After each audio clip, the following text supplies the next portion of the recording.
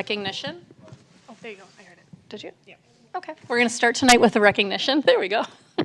Okay, so why don't we have our representatives from the boys track team and coaches come on up.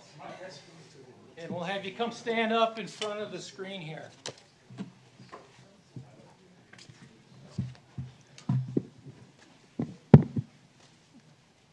So as a former track coach from over 25 years ago now, I had the opportunity to teach or coach our student athletes in something called the Minnesota True Teams Championships.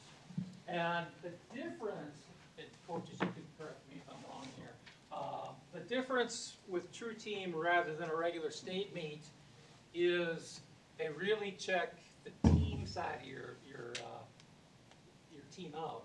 And that, by that I mean, is it 2 people per event? Is that what it Class is? AAA is three people per event Okay. score. We were 2A, so it was 2 in ours, I think. So 3 people per event compete against all the other teams in this section, and then they go on to state. And based upon the scores of those 3 people, and we do relays as well, a state champion is crowned. And so what it really does, it not only tests the some of the individual skills of the team, but it also tests the depth and really the true team nature of it. And so we have, and I don't know, Coach, is this our first True Team Championship, or how many we had here? We have, this is our 4th one altogether, and the last time we won was 1997. Okay, well, I was still coaching. Holy cow, so that's been a while. So, quite a feat here, and I'll just turn over to you, and if you have anything you want to say, or? Introduce or? No, this is a group of representatives. We have all of our seniors here, all of our captains here, and then and Emmett Valley, who's one of our younger throwers here, but was also competing at the state True Team meet. So, as Dr. Funk said, it measures a true measurement of how deep you are on as a team and how good your team is. Whereas the meet that we were just in, you might only have 6 guys who scored. We had over 40 guys that were participating in the state True Team meet and representing our city and our school, and they did a fantastic job winning our first state meet since 1997, in which I was an athlete on the team, and Edie here was just starting to come into the high school at that time. So we've come full circle over the course of, well, when I was a kid and got to come over and take over as a head coach of this program. So That's awesome. these guys have a great honor that they get bestowed upon them being a True Team champion. It's our main goal when we come into the season is to win this meet, and we've come close in the last 4 years. We've been 4th place over the last 4 years, and it came together on a windy, rainy night, as most of our track meets were this year, and they performed beyond what expectations could be met. So if any of the guys want to speak. Should we just introduce ourselves? Yeah. Yeah, maybe also what events that you guys do as well. Yeah, events and names, great. Sure. My name's Liam Nice. I'm the verticals captain. I do pole vault, high jump, and long jump. And I was a senior this year. I got 3rd at the individual state meet, and I'll be taking my talents to Eau Claire in Wisconsin next year as a cathlete. Awesome. My name is Dylan Reniker. I'm the distance captain, and my events are 800, 1600, and 3200, and occasionally the 4x4, but not too much. And then I was able to sneak on tonight for the mile this year in the individual state, and then I'll be taking my talents to Marquette University in Milwaukee next year for cross country and track. I'm Emmett Valley. I'm an incoming junior, and I throw discus and shot put. My name is Tyler Colonel. I'm the throws captain. I was just a junior last year, and I throw shot put and discus. How'd you do at the state meet this year? I won. Just skip that part. Yeah, stop bragging. I'm Taylor Young. I do long and triple jump, and I ran in the 4x2 at individual state. I'm Quinton Howe. I'm the sprints captain, and I run the 400, and I'm in the 4x2 and 4x4. I'm Chase Johnson. I was a senior last year, and I do high jump and long jump. Davis Rolstad, and I ran the 4x8, and we got 6th at state. Great, very cool. Guys, any questions or comments for the team here, the state champs? No? Yes? How are we looking for next year? Live. We're gonna have the same goals next year. Is we have a good team coming back, and these guys are great. But we've always tried to run a team where the next guys come up and they've learned from these guys. So I give these guys props for teaching the guys behind them how to be what we've been looking for. Cool. Well, any other comments? Great, thank you guys. Summer here. It is finally summer. Thank Yeah, you. exactly. Congratulations. Yeah, Bye, Thank Quinton. you. Good job.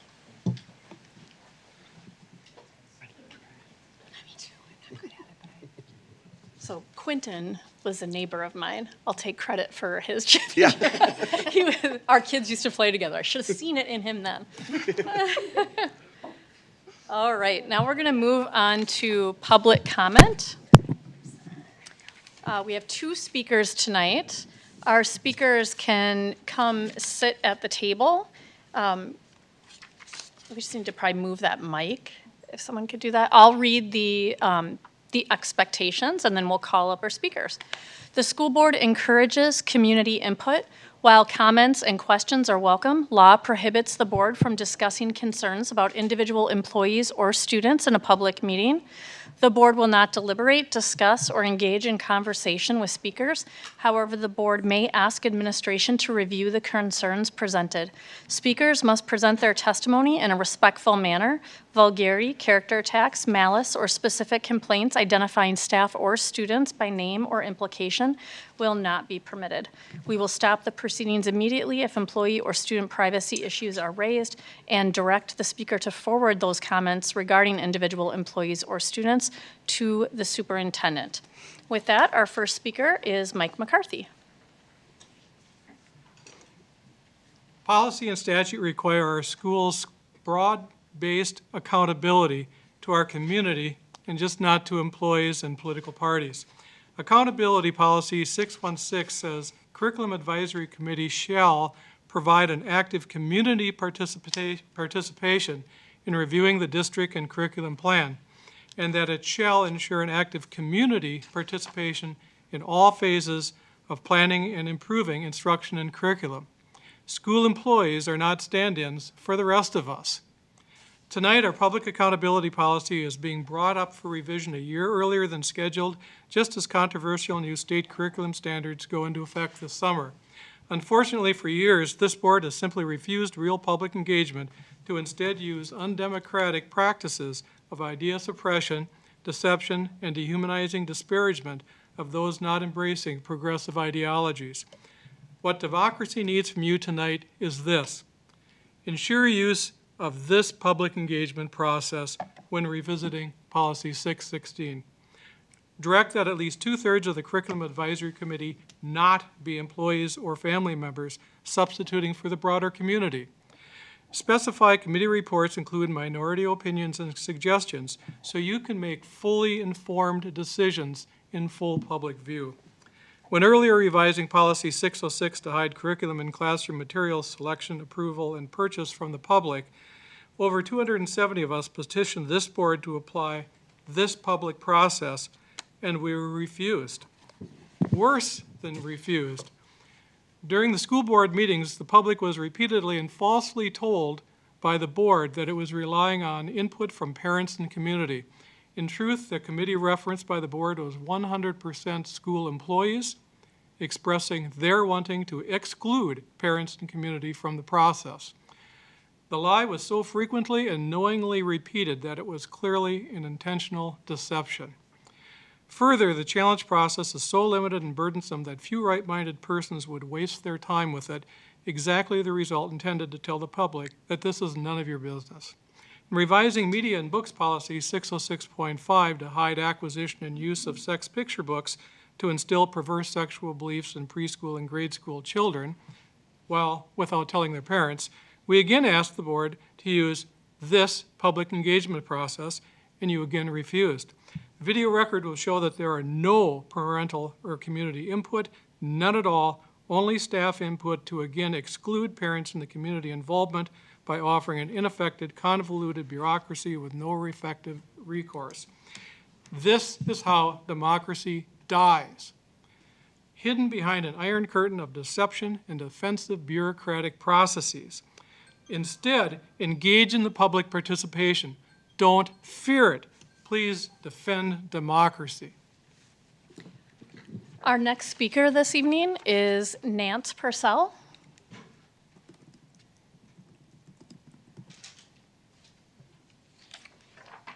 Hi. Hi, good evening.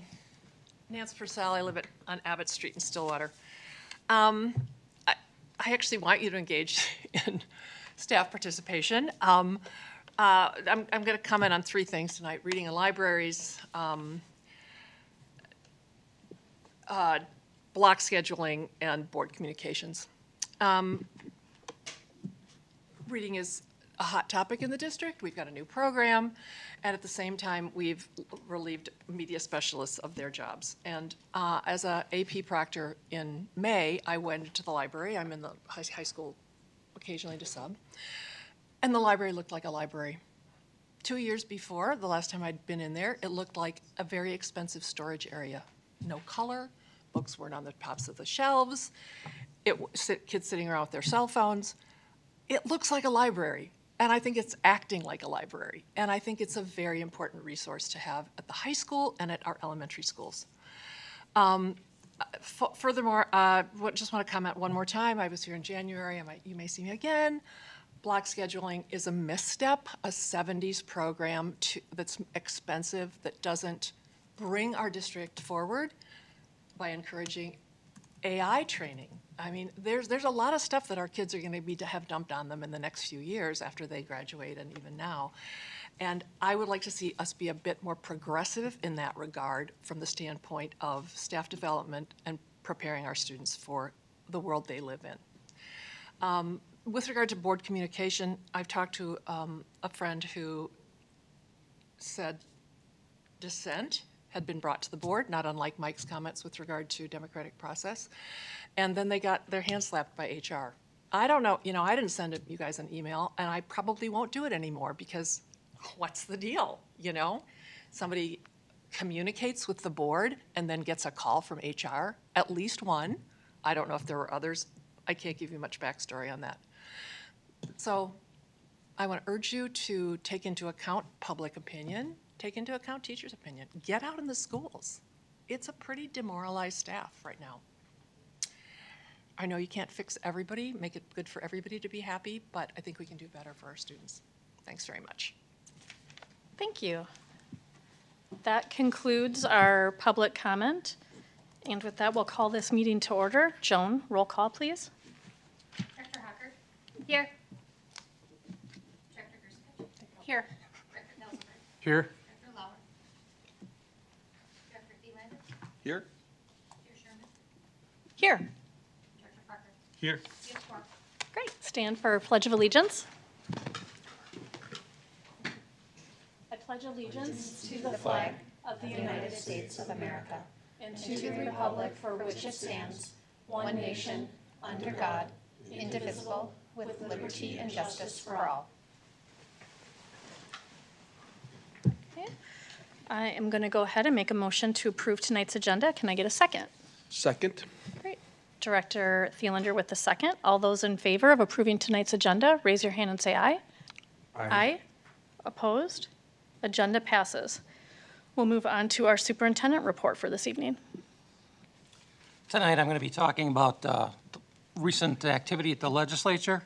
Before I do that, I would like to take a moment to acknowledge the tragic deaths of Representative Melissa Hortman and her husband Mark, and pray for the speedy recovery of Senator John Hoffman and his wife Yvette. I have been in a public official for a number of years, and I have seen the rhetoric in our world become more and more divisive. And you were all at graduation, and I think you heard me talk to the students and the families there about how, we need to start bringing people together. And it's just so tragic that we have people who give their lives just as you do as elected officials to try and make a positive difference. And then things like this occur. So just want to publicly acknowledge all of our elected officials and thank them for what they do. And nobody signed up for what happened this weekend. So thank you. All right. for that. Now moving on to the legislative update. So there's some good news. So there's some mixed news and there's some not so good news in the update I'm going to provide you tonight.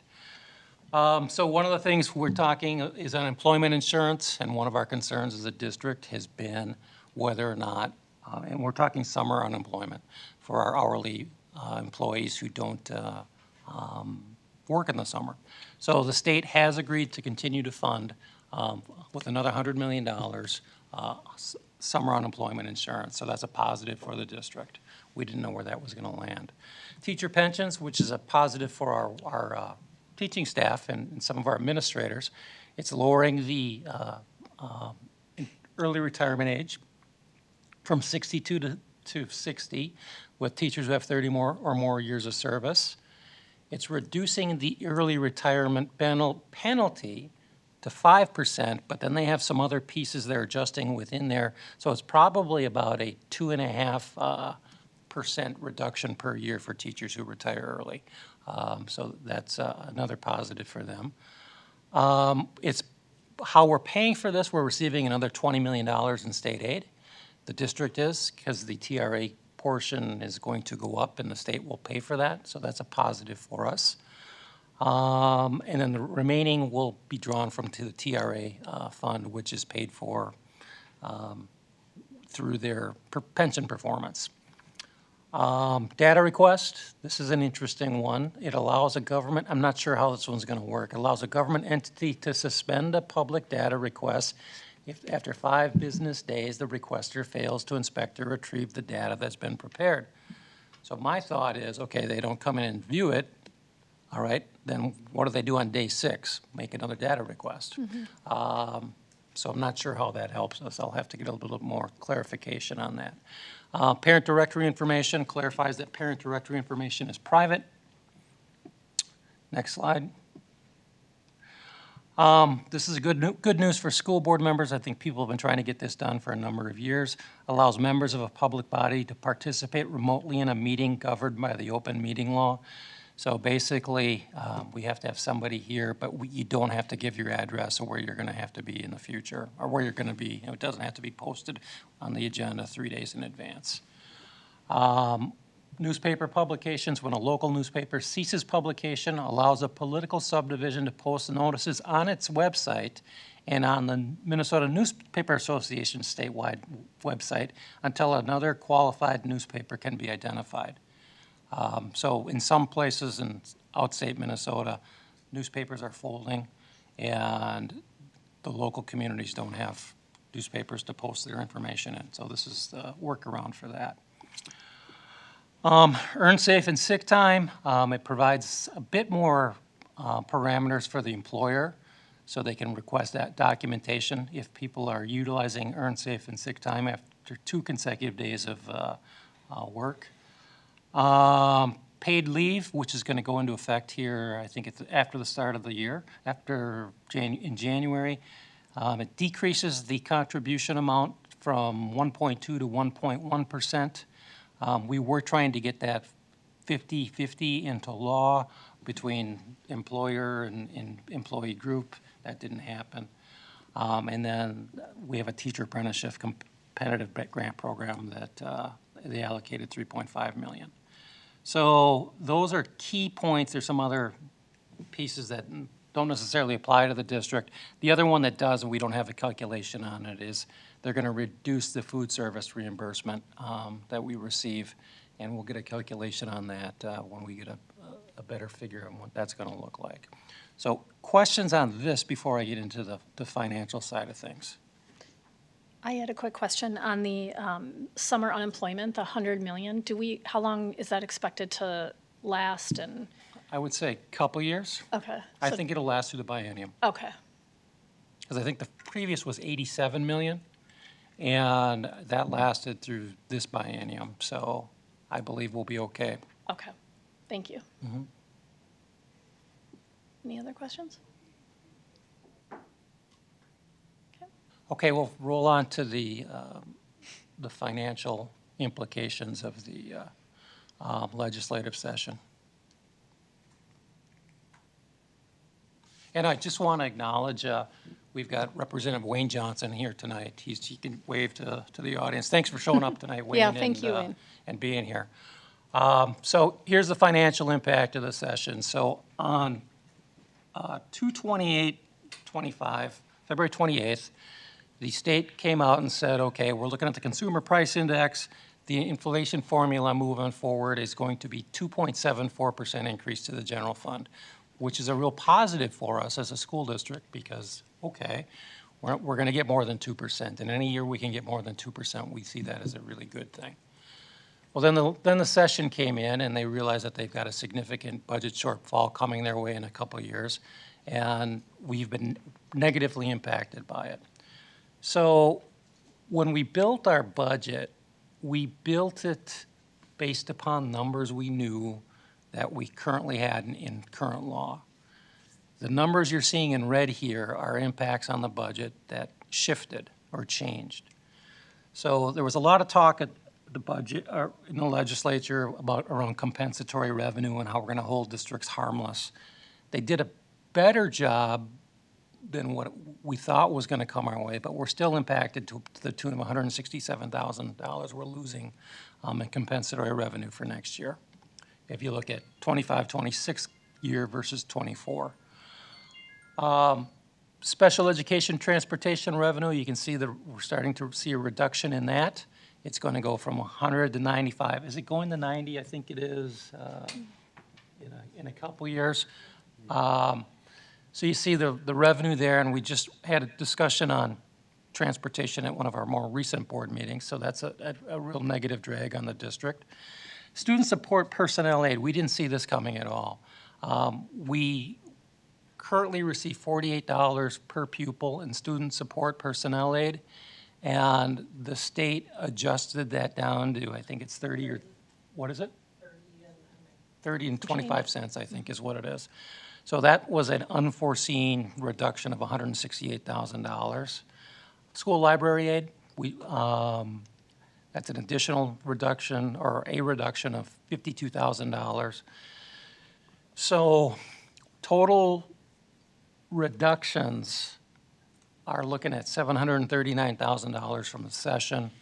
We had an increase of $1.8 million, and it has a net impact budget increase. So we're going to be receiving about $1 million more next year than what we had thought when we got the budget number back in February. So I had Marie this afternoon calculate what that looks like. You can see the number up there. So instead of a 2.74 increase to our budget, we're actually looking at about a 1.62 with all these reductions. So she's going to come up here in a few minutes, and she's going to ask for approval of the preliminary budget for this year. And I think this will get sent to you. We just put it together this afternoon. So we're going to do the preliminary budget based upon what we know from the numbers we calculated before they settled. We'll be coming back in July with more of this information. The administrative team at this point is still trying to figure out, okay, is that 739? Is that an actual number that we're going to have to cut some more, or how much of that do we really have to cut? And we will be back here in a few weeks to provide that to you. But it's not a good-looking situation, and the future doesn't look very good either from what they're telling us. So, subject to any questions. We may have a few questions here, so.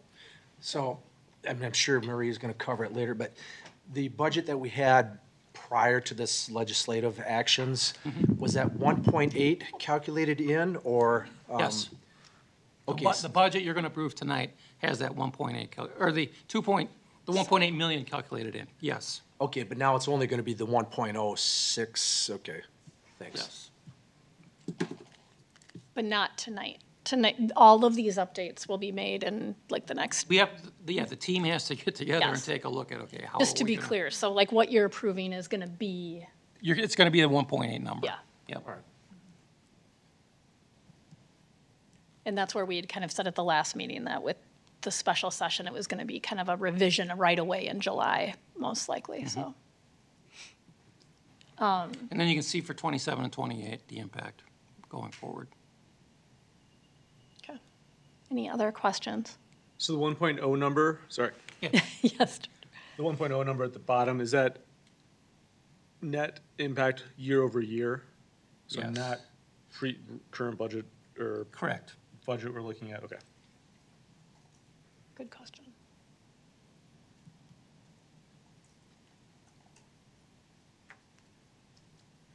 Other questions? It's not great news. I mean, I appreciate the effort that is made at the Capitol. I mean, it's not a good picture for the entire state, and they're balancing a lot of priorities. But when we've cut 5 million, and then looking at more, it's the continued mandates and training.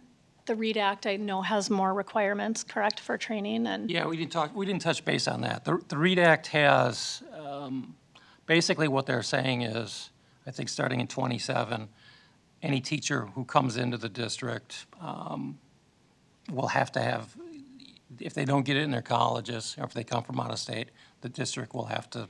Provide it. We're gonna have to continue with the program, an ongoing program to train staff in the science of reading moving forward. And I don't think there's any funding coming that is gonna be tied to that, or no new funding that's gonna be tied to that. Right. It's just a mandate that we're gonna have to continue with.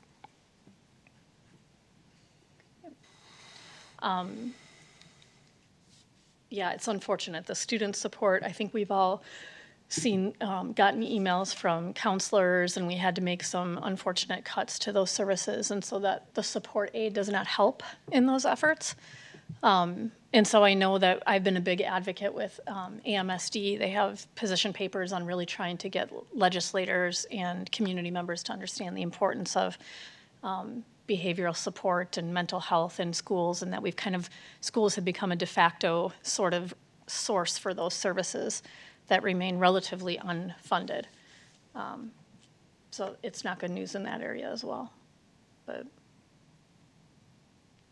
thank you. Yep.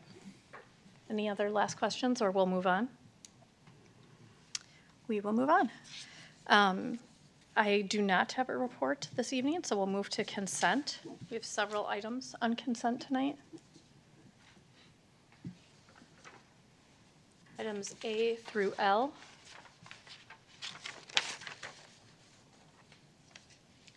Is there a motion to approve tonight's consent? I'll move to approve. Great. Director Hockert with the motion. Is there a second?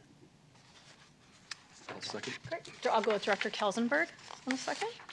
All those in favor of approving tonight's consent agenda, raise your hand and say aye. Aye. Opposed? Consent passes. We will move on to strategic direction A, which is ensuring the learning process is adaptable to meet individual student needs. And our first item, A, is a report from Stillwater Area High School. And we have the principal, Rob Bach, here. And just to remind the community, these updates are a continuation of a series of a lot of the principals have come in, kind of given us a quick update on how things are going in the school, what are some of the opportunities, challenges, give us a flavor for what's going on. So welcome, thank you for coming. Thank you, yes, thank you for having me. Appreciate being here. So Board Chair Sherman, Dr. Funk, members of the board, appreciate the opportunity to come talk. It's always, I always look forward to any opportunity to brag up Stillwater Area High School. So I'm happy to talk with you a little bit about the work that we've been doing in particular over the course of this past year. Joan, you can go ahead and, what's that? Oh, look at that. Gosh, they actually trusted me. I don't even get this at home, so I'm not used to having one. Just a couple of demographic pieces about our school. For free and reduced lunch, we're currently just a shade under 20% of our students qualifying for that. We have 3.7% of our students qualifying as multilingual learners, 12.6% of our students on IEPs, and 25.9% of our students are students of color. In terms of just some context around some of those numbers have gradually increased over the course of the past several years. And just again, to put a little bit of context on that, for multilingual learners, 3.7% of our population translates to a little bit, just a shade over 100 students that qualify for that extra level of support. Again, as recently as just a couple of years ago, we were probably between 20 to 30 students. And so that is an area that has increased dramatically just within the last couple of years that we've had to try to adapt to. Special education, 12.6% of our students, that translates to roughly 350 of our students, give or take. Again, as recently as a couple of years ago, we were probably down around the 200s, the low 200s, and so again, those are numbers that we've seen a steady increase and have demanded more of our attention and more of our service. In terms of some of the strengths and challenges and opportunities that I can outline for you tonight, strengths, I listed off about 5 different bullet points there. I'll talk a little bit about the culture that we have at Stillwater Area High School, which I believe to be a very student-centered culture. I'll talk with you a little bit about some of the data that we track with regard to our BAR program and some of the social emotional learning pieces that we run at Stillwater High School. I'll talk with you a little bit about college and career readiness, as that is obviously an area of focus for us. We'll talk a little bit about our Tier 1 MTSS structure and also our graduation rate, as I believe that all of those things are tremendous positives about our school. In terms of challenges and opportunities, we've talked before, and so I'll elaborate again just a little bit on the idea of the limiting schedule that we have, the current 6-period day schedule, and how that limits opportunities for students. We've seen some challenges recently with regard to our PSEO enrollment, and as the board knows, I've presented last winter on some changes in terms of how we plan to respond to that. We have had some very, very recent challenges with regard to the number of online registrations that we're seeing with students, and so that is also representing something that we are currently in the middle of kind of pivoting on and developing a strategy around. We have some challenges with regard to how we structure interventions at what we refer to as Tier 2 and Tier 3, and we're also seeing some challenges with regard to attendance.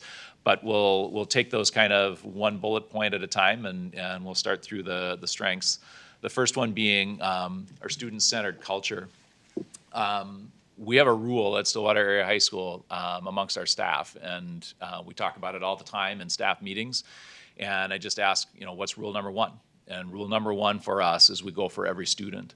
And this was kind of born out of the early days, way back in my career when I was a recovering volleyball coach. When I was a really, really young coach, and you're looking for all the help you can get in terms of how do I run a program, and what do I need to reinforce with student athletes to get good results, you beg, borrow, and steal, and I had a laundry list of bullet points, all of which were very important. And I put that into a document that I shared with our players at the start of every season. You don't touch the net, you can't step over the center line, blah, blah, blah, just a number of kind of bullet points. And one of the pieces that was on there was go for every ball. You're familiar with the concept in volleyball. If the ball touches the floor on your side, that's a point for the other team. And so we were trying to develop a mentality that says that anytime a ball was going to go to the floor, it'll be ingrained in us that we're going to go to the floor to get that. And after a couple of years of coaching, as I was continuing to refine my list and get that all put together, I settled on that as being the most important piece that we had on the sheet. So out of the 12 or 20 bullet points that I had that I was imparting onto my players, we settled on go for every ball being the most important thing. That's why we refer to it as rule number 1. I took that rule and I put that up at the top, and that became rule number 1. And all of our players repeated that every single day in practice. What's rule number 1? Go for every ball. They knew that, and that became more than just a mantra for us as a team. It really became our identity. And fast forward to several years into my principal job at Stillwater Area High School, we started up one particular school year as we were talking about some of the changes in programming and philosophy that we were making as a building, and I outlined that idea for our staff and talked about the idea that, you know, when it came to playing volleyball, the message to our players was that no matter where the ball is, you as a player don't get to decide that that ball is too far away for me to get. Your job is to go for every single one, and you may not get every single one, but you will get to balls that you didn't think were possible to get to. And I threw that out onto our staff, and I said, what if we had a school where every single kid that came into school knew that every staff member was going for them every step of the way? And we talked about that, and we said, our job at school is not to focus on all of the challenges that we have coming in our door. We can't control, you know, what a student's home life is like, or maybe what prerequisite skills they come to us with or what they don't. But it is not our job. We will not make a judgment call that says a kid is too far gone for us to be of help. Our job is we will go for every single one. If we don't get there, fine. But when they are ready and they come back to us, we will be there with open arms. We will be ready to go. And while we may not get to every single one, I guarantee you we're going to get to more than we thought were possible, because that's not up to us to decide. And that's something that our staff bought into right away. And while that was many, many years ago, that's become something where, like I say, we talk about that in staff meetings today. Any new teacher that comes into Stillwater Area High School, when I have a chance to sit down with them at new teacher workshop and we talk about kind of who we are and what do you need to know about Stillwater Area High School, that's the first concept that I introduce them to. And I say, if you're going to be here at Stillwater Area High School, you've got to believe in that, and our staff does. And I'll come full circle at the end of the presentation with an illustration as to why I think that's actually holding true and how I think that's holding up. But if you're going to understand one thing about us, I think that sums up kind of who we are. In terms of our BAR data, one of the pieces that we track is BAR is designed, it's a program that's designed to ensure that students are successful. It's a social emotional program at its heart. As you know, you've had numerous presentations. This is not a presentation on BAR and what it is, but it's a social emotional program that's designed to leverage academic results. And so one of the data points that we track regularly is our failure rate. What are we doing? This should have a positive impact on student performance in school. If we know who our students are and are able to capitalize on the strengths that they bring to the table, that should translate to academic success and achievement. And so this graph, again, represents how we've been tracking this since we implemented the program in 2016-17. And you can see there was a precipitous drop in the good direction. That's exactly what we want to see. COVID obviously derailed that about 4 years ago, and caused a huge hiccup for us in terms of going back. But you can see there's been a steady progression towards the tipping point that we had achieved back in the high water mark, or the low water mark, I should probably say, back in 2019, 2020, when we had less than 3% of our students were receiving a failing grade. As I mentioned, BAR is, at its core, a social emotional program. One of the core tenets of BAR is the idea that our teachers work together in teams where they have common students, and the teachers share information about students. We use relationships to understand what it is that's going to help a student be successful, and we share that information out. I have two graphs up there for you, or two kind of tables, I should say, not graphs, but tables for you. The first one, the top one that's color-coded there, represents data that our teachers have tracked from our BAR conversations, where as they talk about students, they run some classifications in terms of the amount of risk or concern that teachers may have. We had 91% of our students coming in at level 0, about 7% coming in at level 2, and only about 2% coming in at a very, very high level of concern at level 3.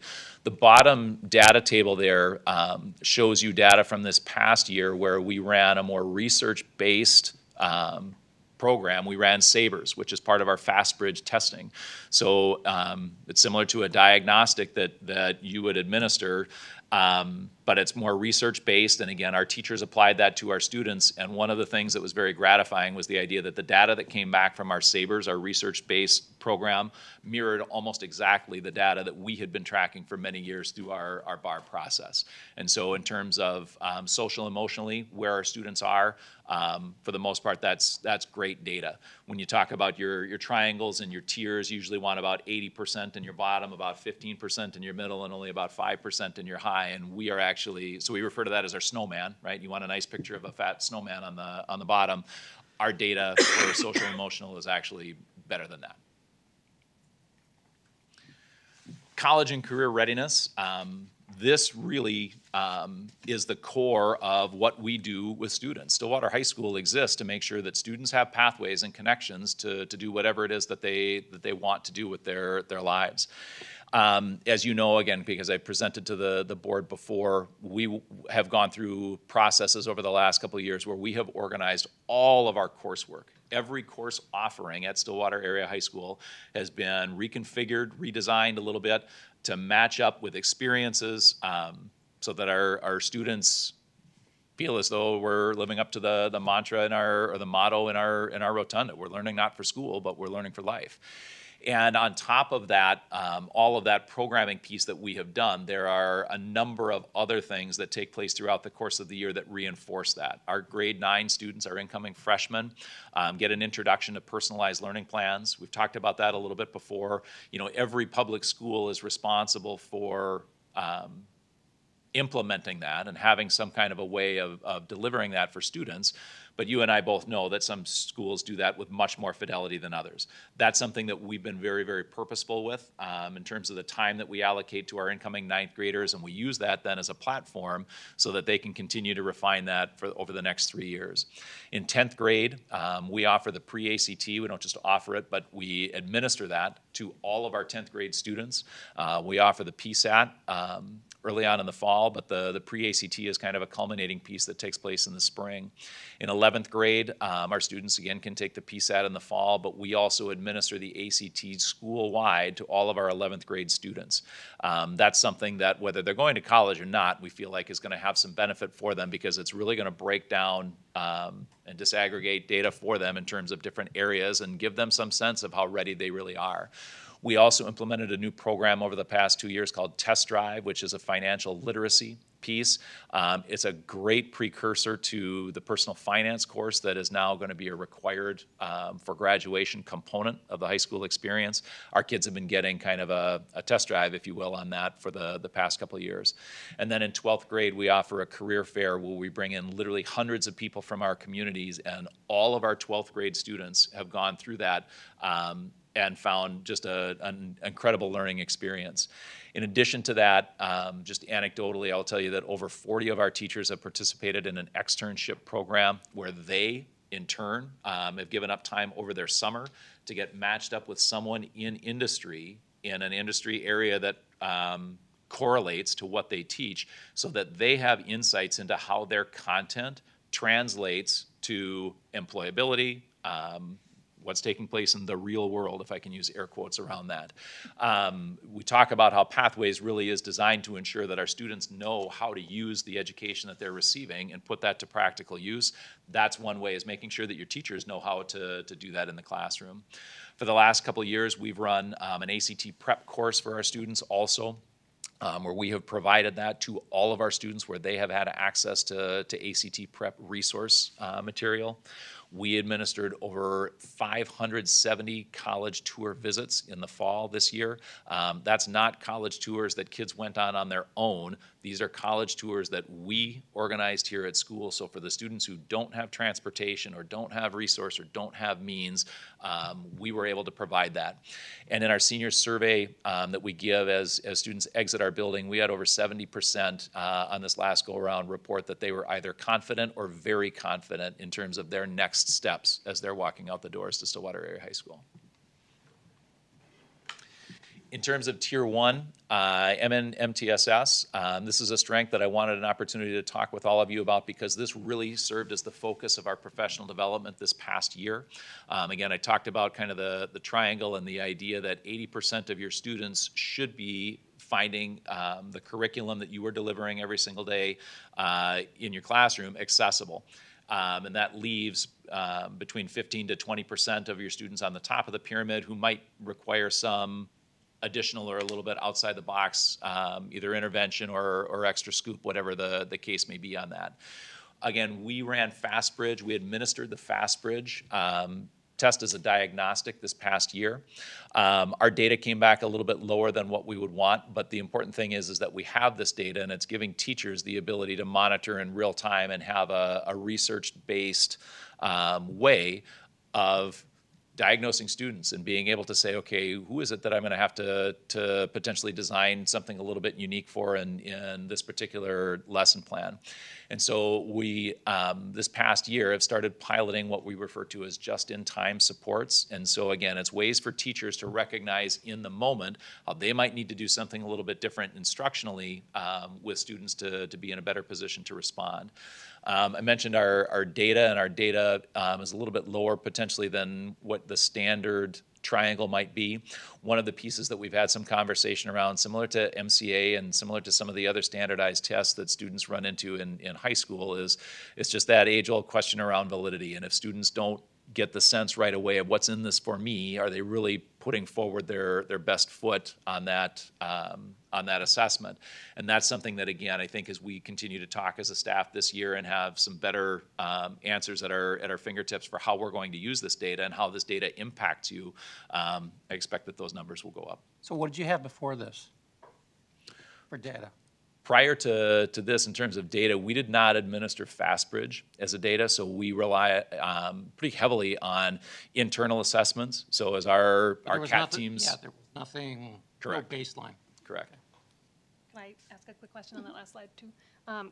Could you explain what the 67, 20, 13% is? Those are the numbers in terms of the percentages, like on the triangle there. So again, on the pyramid, basically pyramid. If 80% is the bottom of your pyramid, what that means is that 80% of your students should be very responsive to what we refer to as Tier 1 instruction. Basic, regular, in-classroom instruction. 80% of your students should be finding success with that delivery, however that is.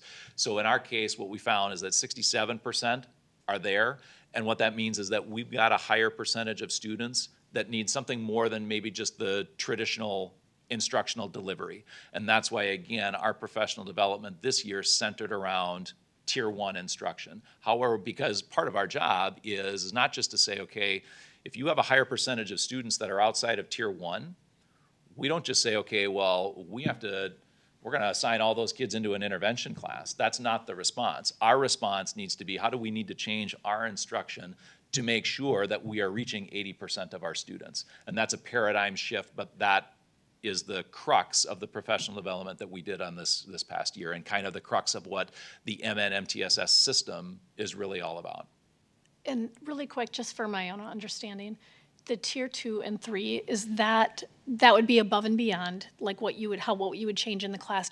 Are those kids that are on a plan or some sort of, or do you not necessarily if you're in a Tier 2 or Tier 3? Potentially. This is linked to BAR. It mirrors what we do in BAR. So in BAR, we have very similar data that we track. So actually, that's an answer to your question earlier, Dr. Funk, is we have our own internal data from BAR that we track pretty regularly and heavily. But what I would say, Chair Sherman, is that Tier 2 is also done in the classroom. So that's not something that we would automatically design a new course for. Tier 3 might require some additional level of intervention, and maybe there is a specialty reading course or something different is probably going to have to be done there. Okay. The just-in-time supports, is there a particular program or model that's used? And then I'm guessing that there will be like a new FastBridge report in a year or something to see if. Great question. One of the pieces, I was looking for it on my slide, but of course it's way at the end when I'm talking through some of the opportunities that we have, is the question that you had asked is, is there something different instructionally than that we do, or like a bag of tricks that we have to pull from, a strategy that we're using? We took a team of, or not took a team, but we had a team of people this summer that sat down and really started learning about the concept of acceleration versus remediation. That's going to be a common theme that's going to have to somehow get extrapolated out to our whole entire staff. But the best example that I can give is math tends to be a very concrete sequential piece, right? It's foundational. And for a number of our learners, the very common perception, rightfully so, is probably, well, I have to have this skill before we can have this skill. And oftentimes as teachers, what we find is that if students are not as strong as what we would like in those foundational skills, we get nervous about that and we say, all right, well, you know what? We're really going to build up this foundation so that they've got everything that they need before we go on to this new content.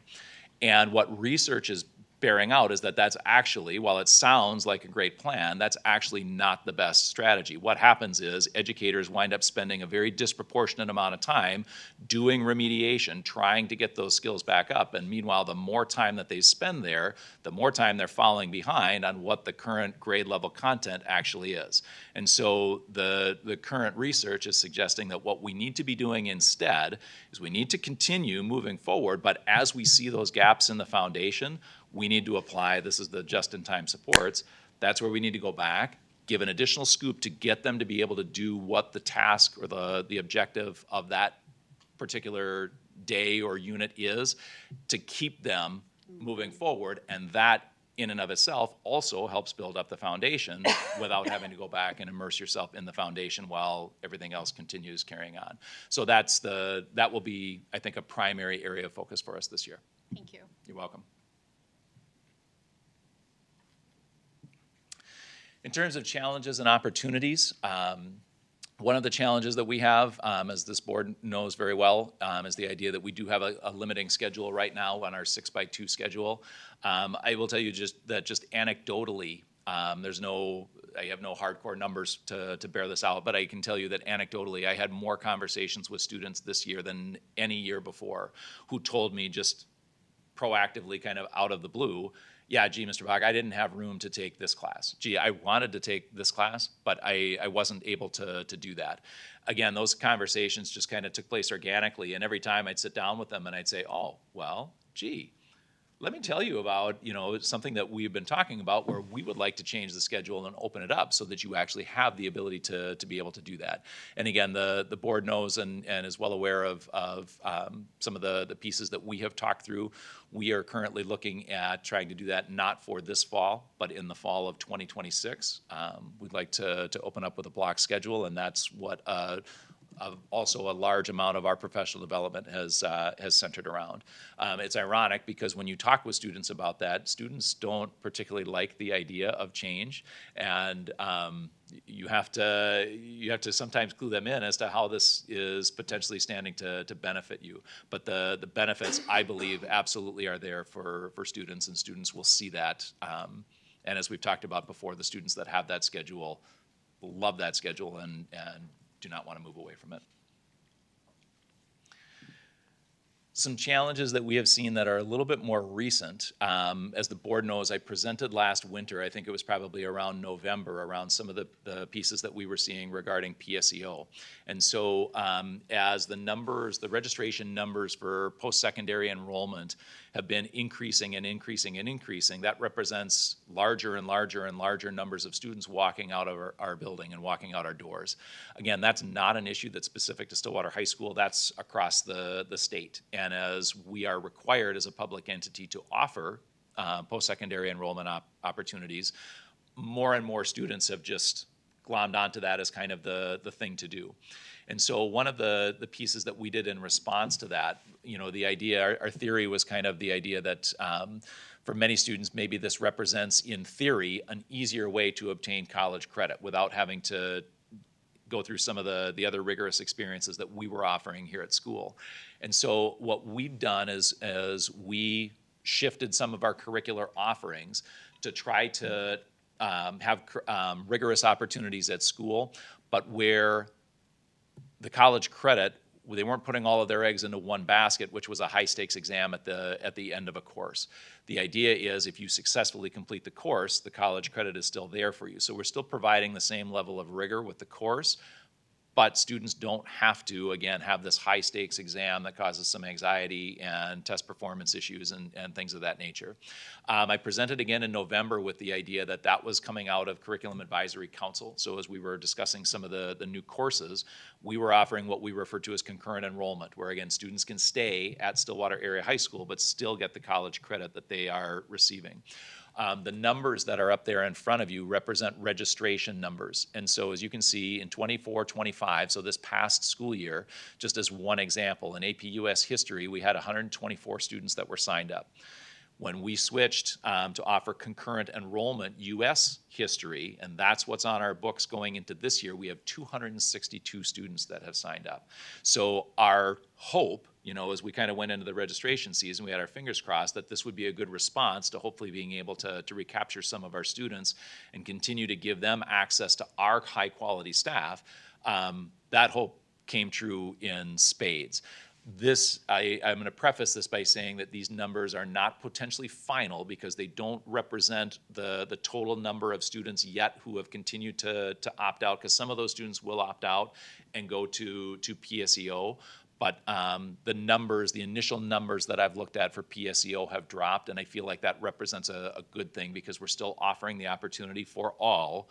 However, more kids are recognizing, hey, I want to stay with teachers that I have a relationship with, teachers who look out for me.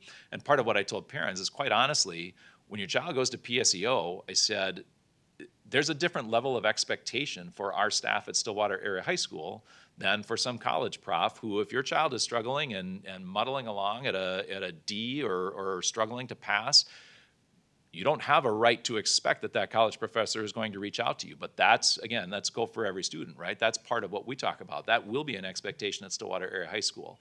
And so my hope is that those numbers, we've seen some dramatic improvement in that. So it's a challenge for us, but I think we've risen to that, at least initially. The signs are very, very good. Great. Dr. Funk? What's your registration deadline, or what does the state tell us that, okay, what's the drop dead date for PSEO? For PSEO is May 30. So students are supposed to notify their home districts by May 30 that they intend to go PSEO. So we should have a pretty good handle on. We should. All of our secretaries are the ones that help me crunch a lot of those numbers, and so I'm working right now in the absence of that to kind of get a handle on that. We've got one or two loose ends yet to tie down before I'll know numbers completely, but like I said, I'm probably 75% of the way there, and right now it looks good. And that was when you were thinking it would be a year or two to have some success, to really have some success. So once you get kids, in theory, taking it, talking to other kids, that's the hope. Hopefully you get some positive word of mouth and it gets even better. That's the hope. Great, that's awesome. Even more recently, so again, the PSEO trend has been a shift that we've been observing for a little while, and it hit a tipping point for us over the past year or so. Another one that crept up on us really quickly is some challenges with regard to online registration. In fall semester, online similar to PSEO, it's something that we're required to offer. All public schools in the state of Minnesota are obligated to help students who want to enroll in online coursework. We help them do so. Typically, what that has meant students get assistance finding an outside provider, and they sit down and they take their online course through an outside provider. In fall semester, to start this past school year, we had a total of 80 students in grades 9 through 12 that were looking to take a course online, and most of that represented a one-off. It was not necessarily students who were looking to go half-time or full-time online. That ballooned from fall semester to spring semester. In spring semester, we went from 80 students to all of a sudden we had 217 students who were requesting online, and we had over 340 course registrations. So again, as you can see, very, very quickly, we hit a tipping point with regard to online. This, on the one hand, presents a challenge, but on the other hand, presents an opportunity for us. And what I can tell you is that we have put a team of teachers together, and we have had 2 all-day workshops already yet this summer. We've barely been out of school a week, and yet we have a group of a dozen or so teachers that have given up 2 of their days off already, and we have 3 more working days on the calendar to talk with them about standards associated with online instruction. And our intent is to be able to offer online coursework in the courses that we see high numbers of registration. Typically, these are required courses. These are core area courses, much more so than elective courses. So things like things that are junior and senior heavy classes, like U.S. government, maybe like an AP Lit or Comp class. Those are the classes that students more often than not are signing up for online.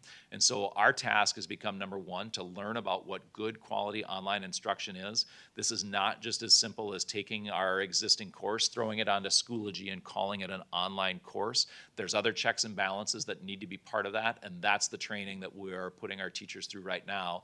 And then we're going to take this next school year to actually start developing content so that by the time the next registration window rolls around in winter, we will have our own in-house library of courses. We hope to have, let's call it between 6 to 12 courses built up where our students want to take an online option.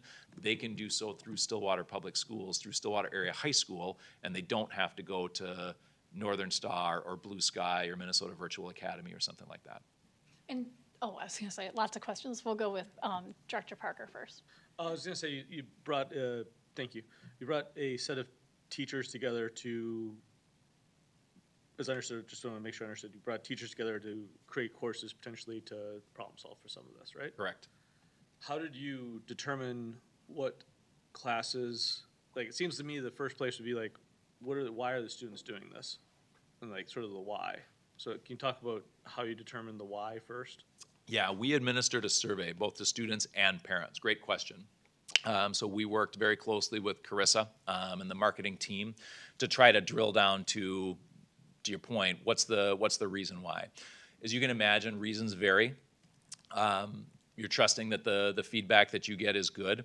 Students, the biggest thing that comes back is a higher degree of flexibility. They kind of want the 24/7 access to being able to do that.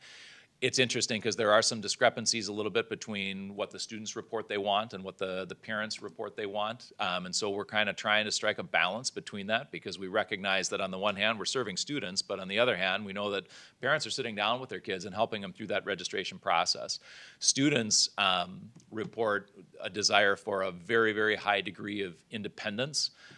Research would bear out that's maybe not always the best plan, and parents have actually kind of chimed in and said, no, you know what, we'd like a little bit of structure to this. So we're kind of talking right now, that's one of the things that our group is working through is what's the right balance? You know, is there a check-in once a week, once every 2 weeks or something like that, where maybe there is a slight synchronous component to this where the rest of this is asynchronous. And so, yeah, that was a huge part of what we spent our first day doing was digging into that survey to extract all of the reasons why. Thank you. Director Thielander? Yeah, no, that was actually my question as well. It was kind of what was driving that. But a second question would be, what are we seeing in terms of the landscape with other districts? I would imagine this should be a value-added addition to bolster up the online. This will be a huge value add. There's no question about it. Other districts, it will vary. Some districts have an in-house program, others do not. Others farm it out. As you can imagine, larger districts have a little bit more infrastructure and a little bit more capacity to be able to take that on. We don't have probably quite the same level of resource. We're a little bit more bare bones, but we've got a high-quality staff, and we have an awesome coordinator right now who has put a lot of resource material in front of our team so that we can sit down and be well-versed. The content piece is not going to be hard. The issue is acquainting all of us with what good quality online instruction looks like. There are actually standards associated with online instruction, just like there are standards in U.S. history or standards in calculus. We need to familiarize ourselves with that as a staff, and so the team that we've picked are people who are tech savvy, have an interest in doing this, are self-starters and ready to tackle a project and recognize that, to your point, this is going to be a value add for our district and ready to help our district evolve a little bit. Because quite honestly, for a district our size, we need to start looking at this. Again, we didn't reach a tipping point until the spring semester of this year. And again, if you looked at it on a chart, it would literally be like a blip where all of a sudden it went way up. So I'm proud of how quickly we've responded to that. Tough to say that we would have seen a jump like that coming to plan ahead for, but we're in the stages of planning right now. And we're, Dr. Oh, I'm sorry. and to that point, we're not limited from a geography standpoint for enrollment for students, are we? Haven't even crossed that bridge. I mean, the short answer is no. We can farm that out to other students and students in other districts. I'm not an expert on what the negotiations would be behind that and how that would be accessible or how that would be compensated or paid. But the fact of the matter is, our students, for example, could partner potentially with, say, like South Washington County, right next door, that does offer one. But part of how we've tried to build this is with the idea that if you build it, they will come. That's part of what South Wash saw. They went into this not quite knowing what they didn't know. They put some people on special assignment to kind of tackle it and figure it out. And as they build it, holy cow, the kids came. And that's one of the things that's encouraging too, because one of the reasons, as you drill down into the survey, one of the theories is that sometimes the reason that students are opting for this is because the word on the street is that this might be easier than taking a class here at school. Or if there's a teacher, if I don't think I'm gonna get along well with that teacher, fine, I'll just opt out and I'll go take this online, and it becomes a least common denominator. This is a way around that where we think, again, we've got this pretty dialed in where we know the product that we're going to be able to offer, because it's with our teachers and has our name on it. Kids will stay with us. And again, that's kind of what the South Wash experiment kind of bore out, is that kids didn't keep going to Northern Star. They didn't keep going. They'll still go there to some extent. But if you offer it, and parents would rather have their kids stay at home and have that home experience with the Stillwater High School stamp on it than just this fly-by-night outfit that's just looking to make a buck. Thank you. Thank you. Dr. Funk? Two things. So the intent tonight, okay, is to talk about, this is a potential. If we're going to be doing this, you're going to be coming back to the board in a few months in more in depth, going through, okay, what this is going to look like. The other question I have, and I don't know if you know what it is off the top of your head, but this would be part of what we talk about in a few months when you come back, is what's the fiscal impact per student? So we're losing 217 students per class or 340 courses. All right, any idea ballpark-wise on a student basis what the Yeah, you put me on the spot. We broke all of that down when we did the cost-benefit analysis, and I'm sorry, I don't remember what all the numbers are off the top of my head, but the bottom line is this will represent a significant savings if we're able to recapture these students. Absolutely. And to your point, Dr. Funk, as this gets going, I'm happy to come back before the board to kind of give a presentation that's specific to this, that will break down all of those numbers, because again, we did start doing all of that. I didn't get down into that level of detail for this one. I think two things, and you talked about your schedule challenges earlier. I think what's important to the board as we're moving forward here is absolutely the needs of our students are primary in our minds. So, okay, what opportunities can we create here? And the other thing is, and that's why I asked this question, okay, based upon our very tough fiscal environment we live in, how are we going to go about doing some of these things? And so, I think it's great to have these conversations as far as, okay, we want to meet these students' needs, okay, in a tight fiscal landscape, how are we going to go about doing it? But you and Matt and your team are smart guys, so you're going to come back and you're going to wow the board, I'm sure. I'll tell you, this represents a significant investment for our district. There will be obviously some startup costs that are associated with that. We will more than recoup not even close. If any of our projections hold true, my expectation is that we will far exceed. This will represent a significant investment for the district. And I think really the intent initially, because we talked about other schools, the intent initially is, okay, we need to do what we can to meet the needs of our students who are going elsewhere. Once we get that up and running, then I think the next phase is, okay, Are there other people who want to do it? But I think from what the conversations you and I have had about this, is we have to do something different to meet our current students' needs. Correct. It's a response. It's being responsive to what we see. Director Kelsenberg?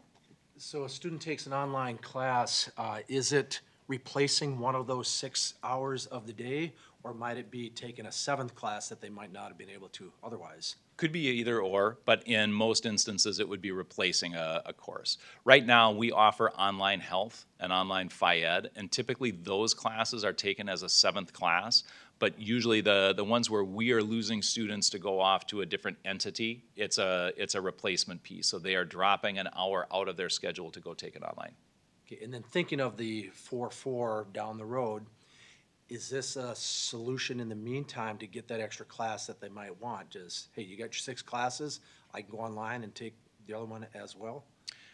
Yes and no. Again, the crux of the courses that we anticipate having on the books for the next registration season represent more core area classes. So those are courses that students are going to have to find regardless. They represent required credits. So I don't know that I would bill it quite that way. I'd hesitate to go that far. Okay, I see. And I myself have so many questions, but I also want to keep this presentation moving along.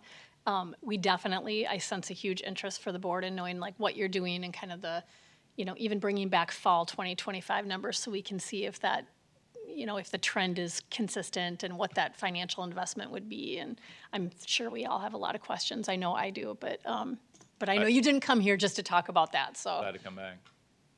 So I said something interesting. Good. The last slide that I have, or actually, sorry, 2 more.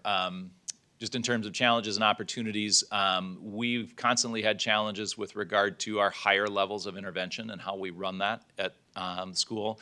One of the challenges that we've had is that we don't receive additional staffing for that. And obviously, so if we're going to do something different, if we need to create, say, a highly intensive reading class or something like that, that's something that probably comes at the expense of how we'd run class sizes and other standard English classes or things like that. We have been, in terms of the opportunities that this presents for us, we are piloting a new model in English language arts. We are going to be moving away from the intermediary reading class, which is the primary class that we have used to administer higher levels of intervention. And as we talked about kind of shifting that paradigm to getting more of our students through the traditional classroom piece, we have some teachers who are doing some pretty unique and intense teaming to deliver interventions in their traditional classroom. And so that's a model that we're starting up right away in semester 1 for English language arts, and we are engaging our math folks in similar conversations for how we might do that starting up semester 2. They've got the first semester to kind of figure that out. We also have a very small team that's been meeting with the Minnesota Department of Ed, some specialists from MDE, to learn and design a new model based on some of these just-in-time supports. How do we create this as a fluid piece? Again, the old model has kind of been, if you've got somebody that's in super high need of intervention, you pull them out and you stick them into this super intensive class, but then they're missing one of their other classes to make that happen. So again, we've been talking with specialists about how do we, given the allocation and the formulas that we have, how do we come up with ways to do that so that it's a more fluid situation? So again, maybe kids get a little bit of extra scoop, but then they're back in there with their peers, and this does not evolve into a tracking piece that's not good for anyone. And I talked about the acceleration versus remediation model that will be key to that. Last challenge or opportunity, I'll just talk briefly a little bit about attendance. We have seen higher numbers of truancy, and as that has taken place, we've also gotten less intervention and involvement from the county. The county kind of becomes our right arm in terms of trying to help us leverage and compel student attendance. Student attendance is compulsory. That is state law, and because it's state law, we rely on the county to assist with that. And so whether that's through attendance contracts or probationary types of arrangements, we are getting less and less support because there's less and less resource available there at the county. And so that presents a challenge for us. Some other pieces is that our learning management system, Schoology, has actually made it kind of easier to not have to attend in person. You know, one of the things that we learned through COVID when we had to do distance learning was how to put all of this content out there. And right after we came back in person, you know, we tried to take what we had learned through COVID and continue to evolve and branch that out. And we thought, well, obviously we're going to continue to do that, right? This is helpful for students when they're absent. You know, this helps them stay on top of things. Well, that's true, and it's also made it easier for students to feel like they don't have to attend because I can just access this content here, and so we have higher, you know, calls in from parents and families excusing their students, and less urgency for students to feel like they need to be there and be part of either a discussion or an activity. Test avoidance factors into the same way. We're seeing higher and higher numbers of students who a lot of times when they are in the lower scores grade-wise, it's not that they've done poorly on a test, it's that they haven't taken the test. They've refused to take it because I'm not ready for it and I'm gonna do this and gonna do that and gonna do the other thing. And we have teachers that are trying to be accommodating with students, and that has created issues in terms of just getting kids to take the assessment so that we know what they know. And so those are, again, just some of the pieces that we are working our way through. We will continue, like any other challenge, to find the opportunities in that and to try to address that. And as I mentioned, I said I'd kind of come full circle with this. I asked for a couple of slides from our recent graduation ceremony to end the presentation today, because if you remember, I started the presentation talking about rule number 1, which was go for every student. On the last day of school, our teachers have until 3 o'clock. They have 1 extra hour to submit a sheet of paper directly to me, our office, with a list of names of any seniors who did not pass their class. And so I get a stack of about 120 sheets of paper, and I meet with all the counselors and all the assistant principals, and we lock ourselves in the room. It's like conclave. You know, you're waiting for the white smoke to come out while we're all doing our business. And we look over every single sheet of paper and every name that's on there. And for any name of any senior that didn't pass a course, the job then becomes quickly to see whether that was a required course for graduation. And so at the end of that, as we go through our meeting, I ask all the counselors for a breakdown. I want to know how many students are we talking about that we're saying are not going to make it to graduation, and who are those students. This past year, we had close to 650 students, 12th grade students, in our entity. And at the end of our meeting, we had 5 students who did not make it to graduation. 5 out of 650 names. And that does not happen by accident. And so I want to leave you with that in terms of how we go about our business and what students can expect when they come to Stillwater Area High School. They can expect a support network. This is not about changing standards and lowering standards to bring that down so that kids can get a sheet of paper that's very fancy and says that they have rights and responsibilities now. This is about what do we do to intentionally lift students up to make sure that they're all getting there. And I think, again, it bore itself out, and I'm tremendously proud of our staff's efforts and tremendously proud of our students. We got awesome kids that come in and that we get to work with every day. Great, thank you for that. There are 2 comments. Did you have your hand up or no? The 5 knew before the day before graduation. 100%. Okay. Okay. 100%. Just wanted to make sure. Sarah? Just going back to the increased truancy, do you have a sense of other drivers or factors? I mean, I know you talked about some things, but I'm assuming that can't account for all of it, and I'm just wondering if there's, I have theories, but I don't have anything real scientific to base that on. We haven't done a lot of survey work around attendance and what some of those drivers are. They're varied, as you can imagine, and that's part of the reason why there's not a lot of data statewide even. They had a committee that addressed, but it didn't really come out with a ton, but it is a statewide issue. It's nationwide. Nationwide, but it's obviously a newer issue, so we're probably still as a country, Mm-hmm. collecting data. Yeah, since post-COVID, that's been one of the most tangible things that we've seen. And as I talked about, we try to evolve and progress ourselves educationally by taking what we learned and posting material online. And yet that sometimes makes it harder for us to see that, so. Okay, With with truancy, does BAR, if they're at a certain level of truancy, does BAR get them to like an advanced tier of support? Potentially. Okay. Okay. Yes, potentially. Sorry, two quick questions. One is, did I understand this right, that if we only had 5 kids that didn't graduate, at a 99% graduation rate for the high school this year? That's what I would expect to see on when our report comes out. It's pretty impressive, wow. And then second, I may have missed this, but the last bullet on the same slide on opportunities, resource allocation creates equity issues. I don't know if I heard much With specific regard to attendance, so we implemented a couple of procedures a couple of years ago to really try to crack down on the attendance piece. That we were seeing some more specific issues with regard to not just truancy, but even like tardiness and things like that, where, you know, the bell rings and there's still like 200 kids walking around. Again, this was kind of a post-COVID thing where kids were just not in school habits.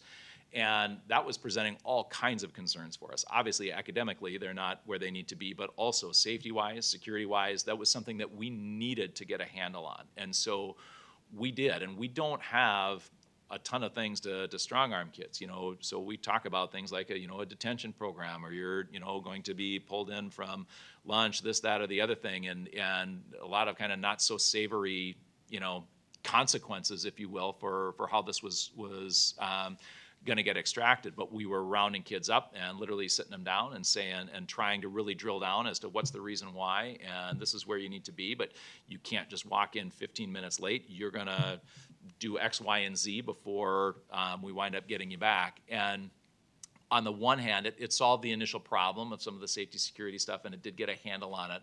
But one of the things that we find is, people find ways around it, and the more you start to employ that, what we found, because we actually had to employ more resource to do it. That's when we increased our hallway presence.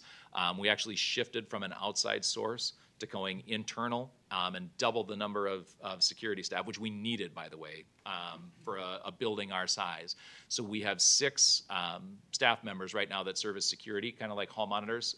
There are our paraprofessionals, do a fantastic job. They were helping expedite that.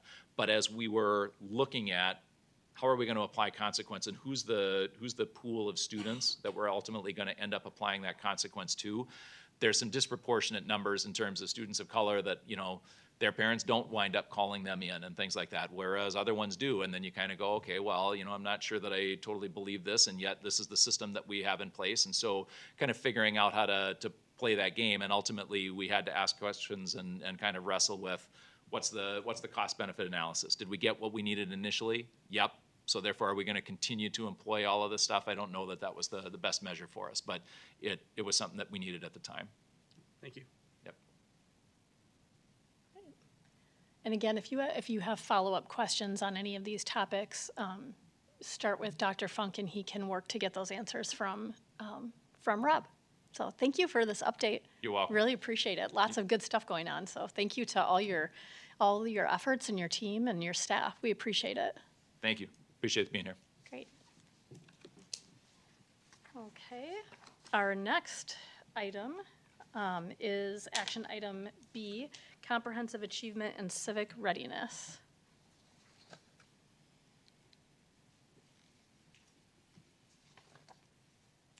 Good evening. I'm back 2 weeks later to request action on the comprehensive achievement and civic readiness goals. I did learn over those 2 weeks that I misspoke on when I have to submit these goals by, to the good. So, I'm always working to not procrastinate so much, and I have definitely done that, as these don't have to be put in until the fall. Since many of these goals are impacted by data that's still being gathered, they give you the opportunity to continue to gather and reflect on data over the summer. With that said, we're changing the goals fairly significantly in certain areas and using data sources that we track internally, so I feel very confident and comfortable in proceeding.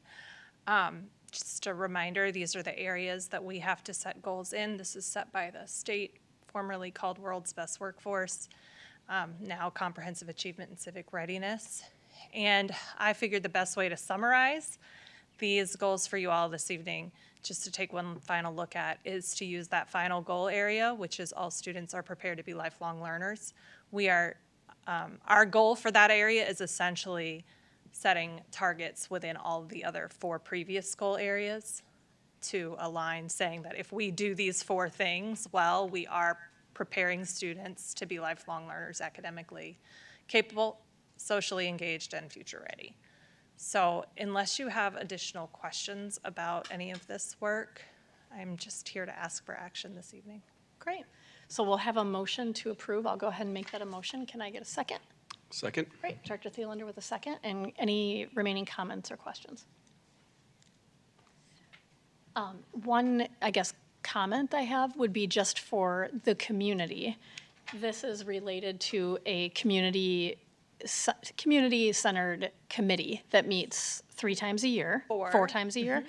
You can apply for that online, correct? Are you looking for new members starting next year? I'm happy to have anybody that wants to participate. It's called the District Curriculum Advisory Committee, formerly the World's Best Workforce Committee, so you may see some different language on our website depending on what we've updated and what we haven't, so I can work on that with Carissa to get that updated.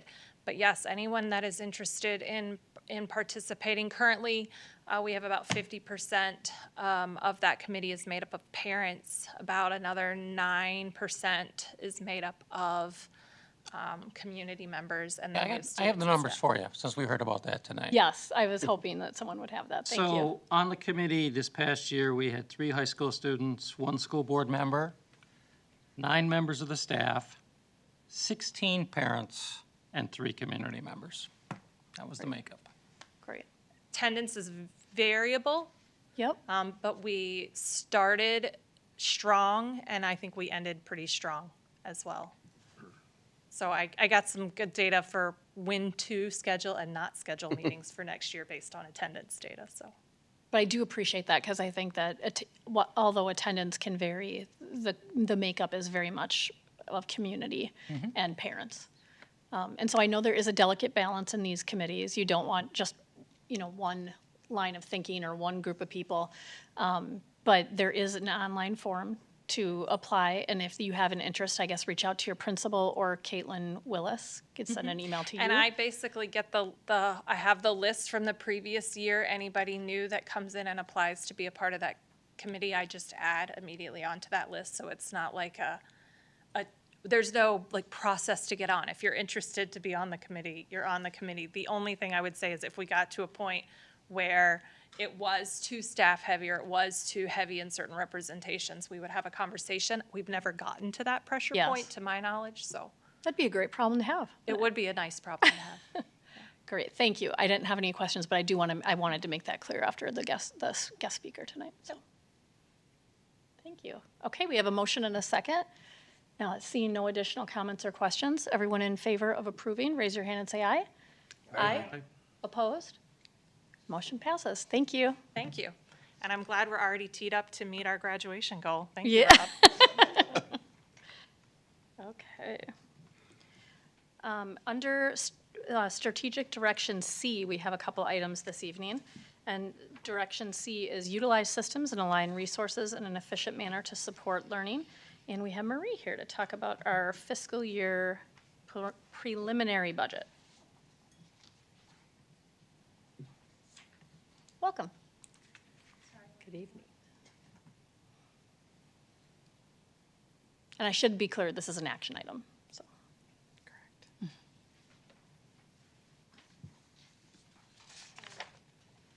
It's okay.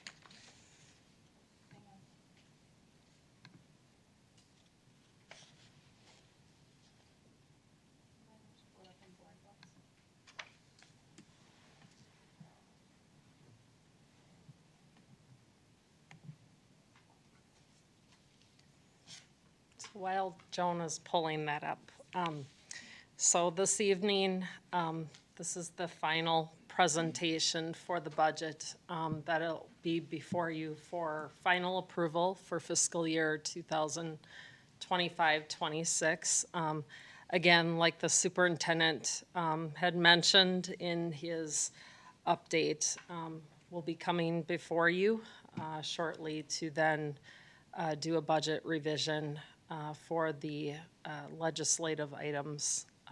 There'll be about a $740,000 reduction in our budget for those items, and we'll be working on that to identify where in the budget for those reductions. So again, before you this evening is the preliminary, that final budget for adoption.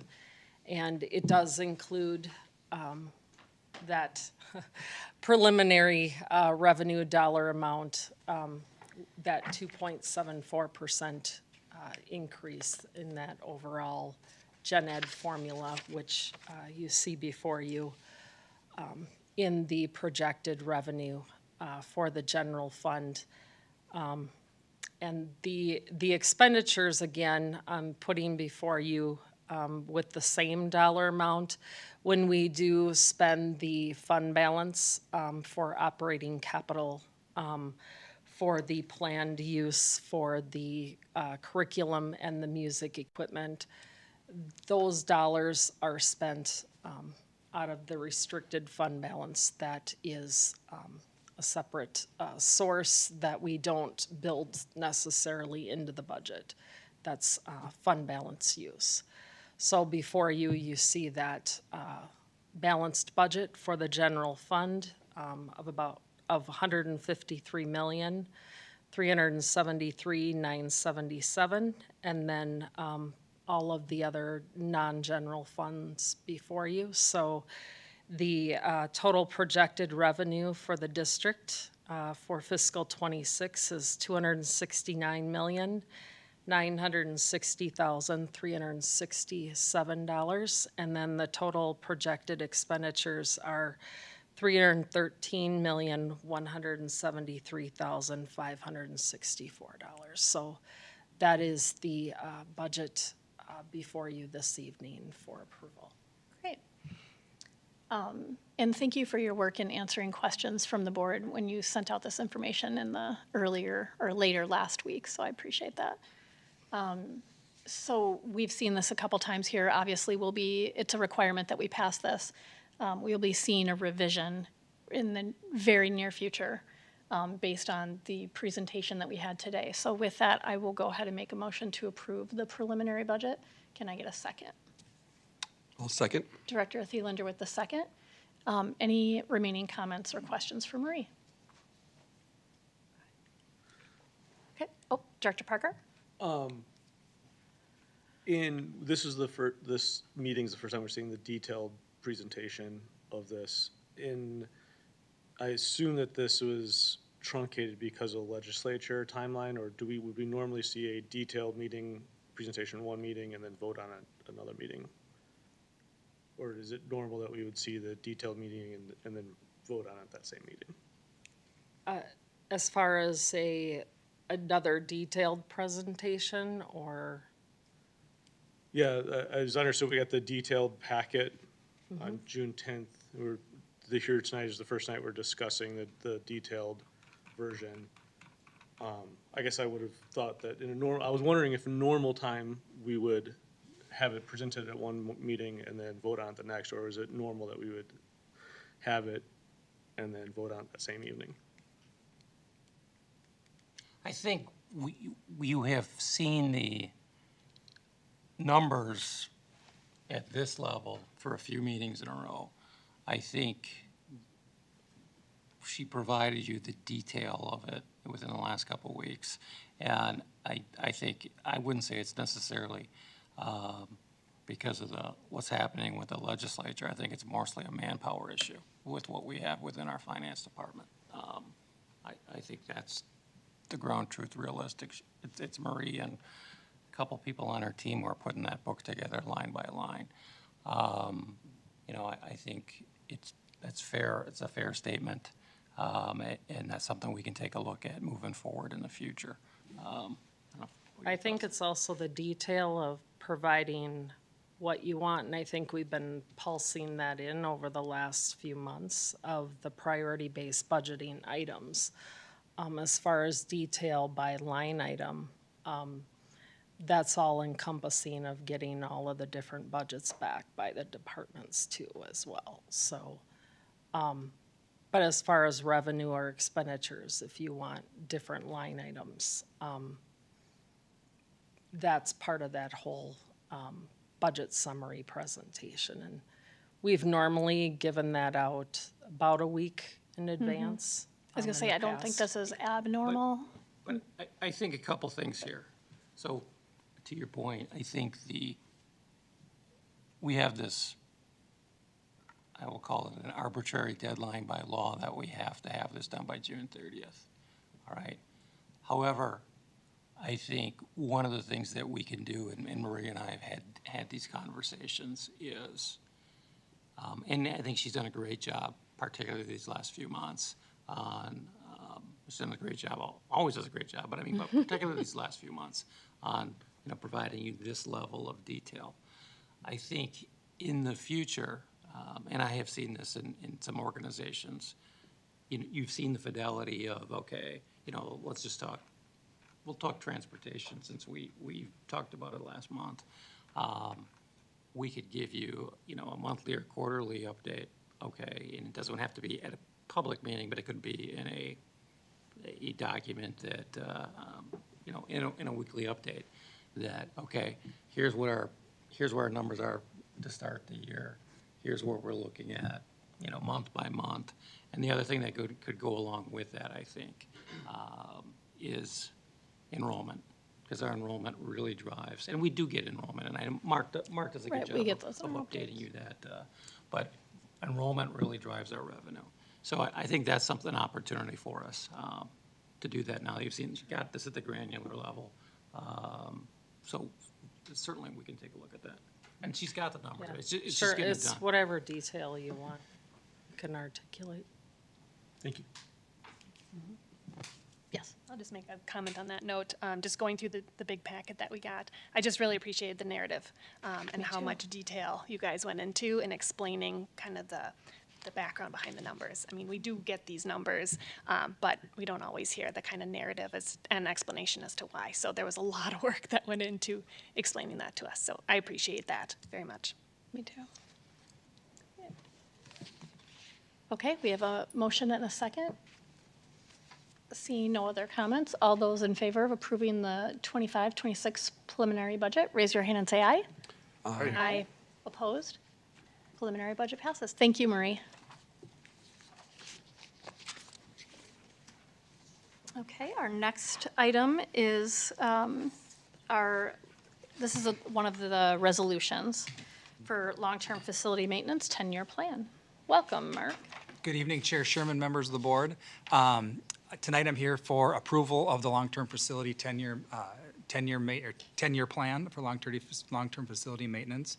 At the last meeting, you saw two documents. One was kind of a 10-year plan that's color-coded by building and different areas that we're working on, and then a more specific list of kind of building by building for next year's plan of the FY27, what we're doing building by building.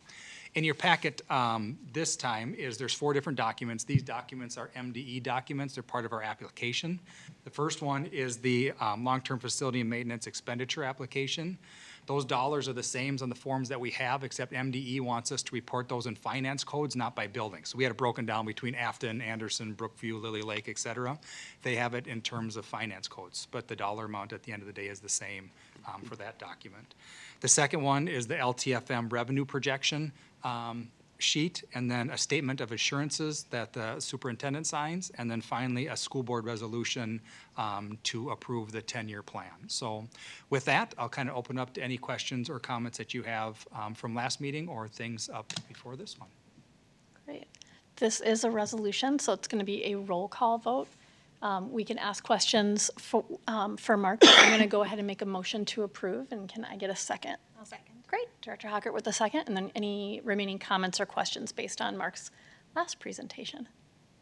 Yes. So this is a 10-years out deal.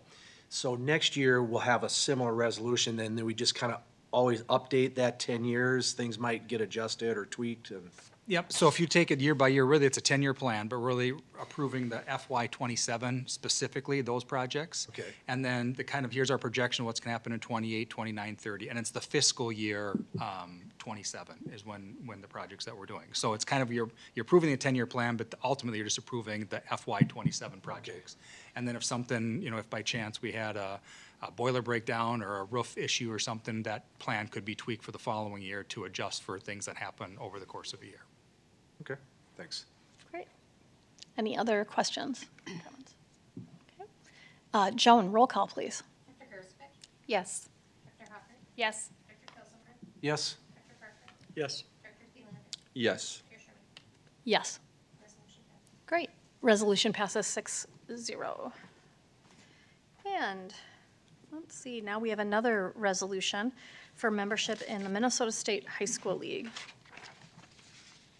Basically, it's an annual Just an annual requirement. approval for our membership, right? Want to be in the high school league. We need a formal resolution from the board to be part of the league. Yep. I'm going to go ahead and make a motion to approve our membership. Is there a second? Great. Sarah with the second. And then this is another roll call vote. So Joan, when you're ready, roll. Yes. Oh, did you have a question? I'm sorry. Oh, do we have discussion first, or? Yes, I'm sorry. I didn't see anyone raise their hand. Sorry. I Sorry. didn't really have a question. I was I was surprised, but I will take the opportunity to ask a question quickly. Is there any alternative to this? Is this sort of the game? This is the game. But I will tell you, there are some districts that over time have been upset with the State High School League for various different reasons. But this is the game. And so, they've talked about, can we do something different? But this is it. Thank you. Yep. Sorry, I missed that. Okay. Any other comments or questions? Okay. Joan, roll call. Dr. Gersvik? Yes. Dr. Hopper? Yes. Dr. Kelselman? Yes. Dr. Parker? Yep. Dr. Thielander? Yes. Chair Sherman? Yes. Resolution passes 6-0. Great. Thank you, Joan. Okay. And now we're going to move into our policy section. Paul was nice enough to leave some notes on all these policies. So I will try to do his job here and rely on Sarah and Katie to help me out. Okay, item D is policy 612.1, and this is a development of parent and family engagement policies for Title I programs. This is a first read that you're going to see. This is a new policy for the district, and it's based on recommended MSBA model policy. It's a mandatory policy and assures our compliance with legal requirements.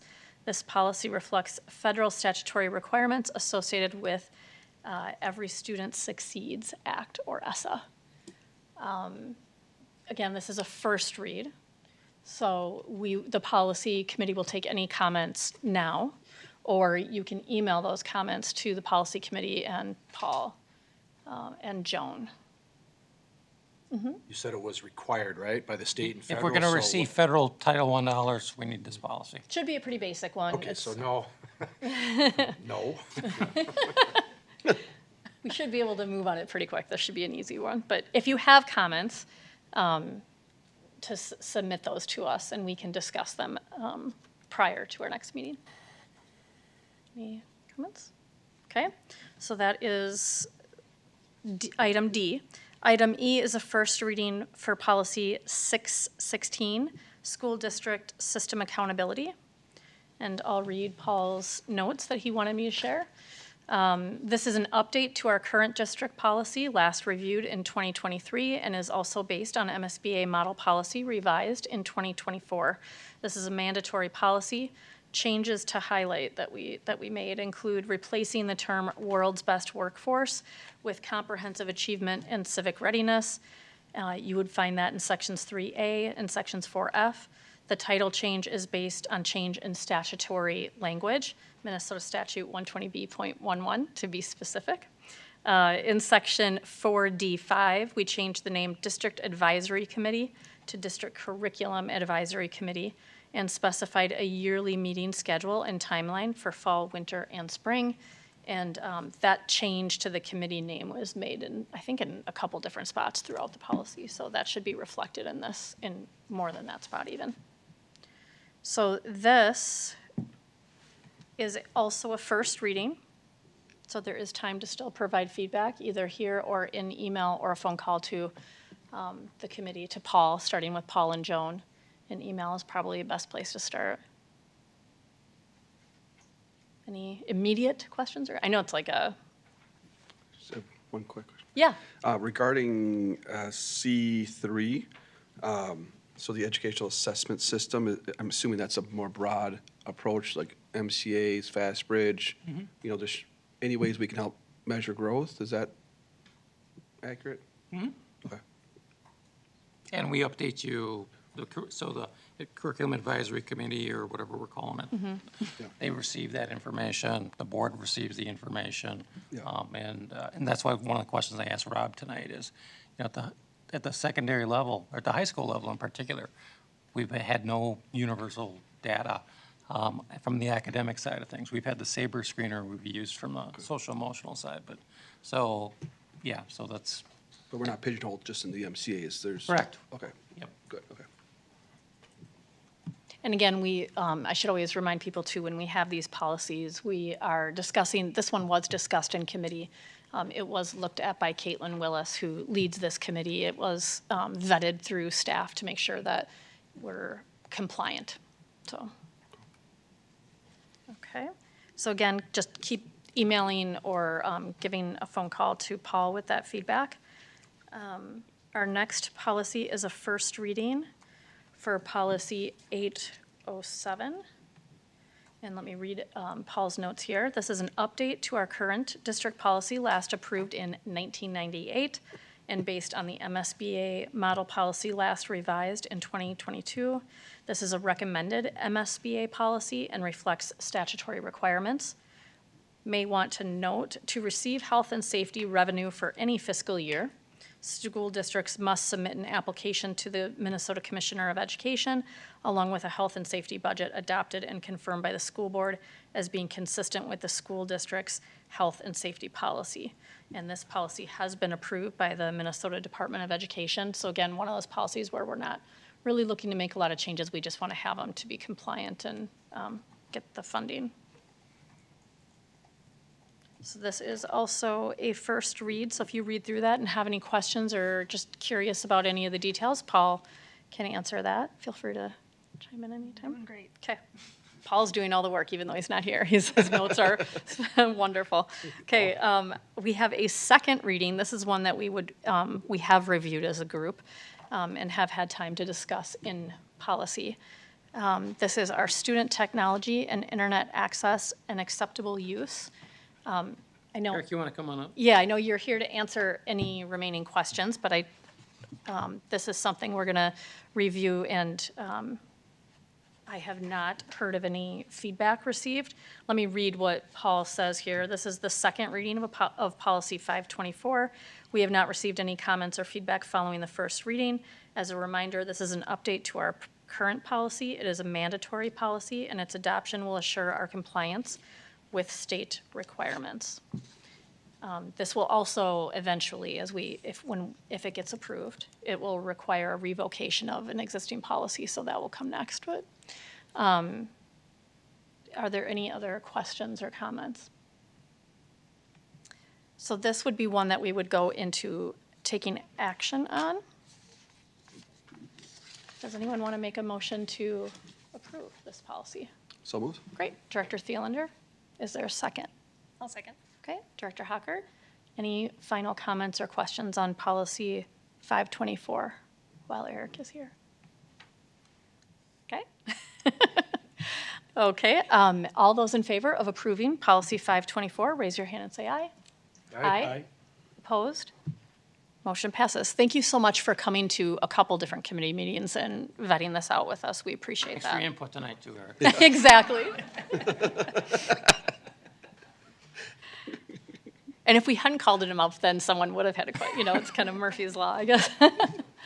Okay, and then now we have action to revoke the old policy. Policy 428, employee technology and internet access and acceptable use. It's just a redundant policy with what we just passed. So I will go ahead and make a motion to revoke policy 428. Can I get a second? Great. Director Thielander with a second for revocation. Any comments or questions before we revoke policy 428? Okay. All those in favor of revoking, raise your hand and say aye. Aye. Aye. Opposed? We have revoked 428. Paul will be so happy. We have another revocation, and I'll kind of like, Katie, help me out on this one, because this was discussed in policy, but really, this is not a mandated policy, has not been reviewed or looked at. We have, for school attendance areas, we have boundary committees within, that do the work, and it's just always so specific to the actual situation that the district has going on, that it's really hard to have a policy. As you can see, the policy does, it really doesn't do anything. So, yes, go Yeah, ahead. and what we had talked about is that there's a guiding change document that the board approves every time we do our boundary changes. That kind of specifies the parameters for the that boundary situation. change according to the situation. So that's what the board is giving approval for, and this document doesn't really help us a whole lot, since the board will be approving that every time anyways, and it'll be specific to the situation. So we felt like getting rid of this policy, it's not required. It's not really doing much. Not doing a whole lot. And the board will still have authority over the process. And that guiding change document does, there's some stuff that is consistent in it, but just having been through the process, it does change, just because we're changing boundaries sometimes for different reasons. It'll be coming up. Could be. Yes. Can you just give the 3 bullets on how that works again? How it, like, you said there's a committee, and then it comes to the board and votes on it? So the process starts with a guiding change document, and that kicks off the process. The board will approve a document saying, here's our parameters, here's what we want you to look at. This is the guidance we're providing you. Committee will get together, look at the district boundaries, got mapping software, et cetera, and then they'll make a recommendation. And then the recommendation will come to the board, and the board will approve the change. Is that a standing committee, or is that? No. It'll come, it's a community, there's community members on the committee. And usually on the committee, like every school is represented, a bunch of staff, a bunch of community members. So I sat in and observed on the last one. Usually we'll put one board member just to observe the process. So it's pretty technical. You see some of the same faces because there's some experts in our community on boundaries and are willing to kind of come and back and help Mark and his team over and over again. So that's really nice to lean on. But yeah, so that process does start with the board action, though, on approving the document before they start meeting. Thanks for walking me through it. Okay, so I'm going to make a motion to revoke this policy. And is there a second for revocation? I will second. Director Hockert with the second, and then any additional questions? Okay, and again, if we find that we need a policy, there is nothing prohibiting the board from coming back and creating a policy later. The old policy just really isn't relevant when we discussed it with Mark. So. And hasn't been updated since 1985. Yeah, you can tell it's an old policy. All right, with a motion and a second, all those in favor of revoking policy 810, raise your hand and say aye. Aye. Opposed? Revocation passes. And then this was another one that we discussed, revocation of policy 811, which is facilities naming. And we talked about, this is another outdated policy, and it is very specific depending on the building and the situation. I think we talked a little bit in the policy committee about how Brookview had a very elaborate process. Brand new building in the district in a brand new area. It had a lot of community engagement, a lot of even students kind of putting in their input. It was very unique to that building, something that was a collaborative effort. We have other schools now that are being built replacing old schools, which are just simply getting renamed or going back to old names. So it just really varies depending on the situation. And so it's hard to kind of have a policy that's driving it. We talked about maybe could we have a policy, something, more general? We could, but I think the committee at the time just didn't feel like it was a real value add at this point. If it's something you want to put on the committee's agenda to revisit and have a policy, we would probably just start over. And still revoking this would be something we would recommend as a committee. And then if you decide as a board that you want the committee to look at creating a new policy, we can add that to our schedule. So I guess what we're looking for today is just revocation. And then if you feel like you have a desire to have a new policy, to reach out to Paul and maybe have a conversation with him, and he can put that back on our calendar. But again, much like the attendance boundaries, it was really just discussed that this is a process that we sit down when we're building a building, we sit down with the community, and we really kind of evaluate what are the needs for that building. So Bayport Elementary, I mean, it's already been announced that will be Bayport Elementary instead of Anderson. And I would totally support that, and I would have fought for it. You'll have to approve it, by the way. Yeah. Okay, but I say, is that jumping the gun? Because now we're also changing a policy. Even though that's already been done, we're changing a policy on naming? No, There's because nothing- we didn't, and that's a perfect example of, we don't even really reference these policies when we're doing it, because Mark really sits down and is in with the community, understanding like, okay, what's the need, what's that, like, for example, kind of came out that Anderson wouldn't even want that. So when the Anderson family or one of their Nonprofit or foundations, gave them money, some people didn't want the name on the building, and the name was on the building before they knew it. And so having conversations with some folks within the community, they're completely fine with, and actually, as a matter of fact, we're working with the Anderson Corporation to provide windows for the school. And so when we met with the corporation, they're like, call it Bayport. And I know I've met with a member of the family from one of the foundations, and they'd absolutely be fine with it not having Anderson on the name. And so within the community itself of Bayport, they'd love to have it Bayport School again. And so that's kind of where it's at as far as that one goes. I think if the board wanted to have a policy, and correct me if I'm wrong, we discussed in the committee that perhaps it might be good to have a policy around if we wanted to name it after someone, like certain criteria. Didn't we kind of talk about like maybe that would be something if we decided as a board we wanted to have criteria around? I've seen in other places, they had, in where I was a teacher, they had a media center named after a former superintendent. It was the Darrell Graham Media Center. They've had gymnasiums named after coaches, athletic fields named after coaches or stadiums. And so I think some policy at some point might be a good idea as we evolve down the road. But I think this is just antiquated. Yes, it's a very outdated policy. That's why, again, irregardless if we pick it up, to try to, as a committee, look at different nuances of naming, we would still be recommending this for revocation today. And just looking for the board to say, hey, we want the committee to, in a run of schedule. I mean, obviously, it's not as important a policy as some of the other ones we need to get through, but I know Paul and Joan have a list that they kind of keep that once there's time, we pop it in there and take a look at it. So I guess I want to keep it to the revocation of this policy just because that's what's on the agenda. But if you have a strong feeling like, hey, I'd like to have the committee look at that, why don't you send that to Paul, Mike, and Joan, and then we can incorporate that into future agendas. So that would be there. So we have a first and a second on revocate. Right? We don't. No, okay, revocation, we just don't. need it I mean, too many policies. So that was the background. We'll make a motion in a second, and then you can ask a question.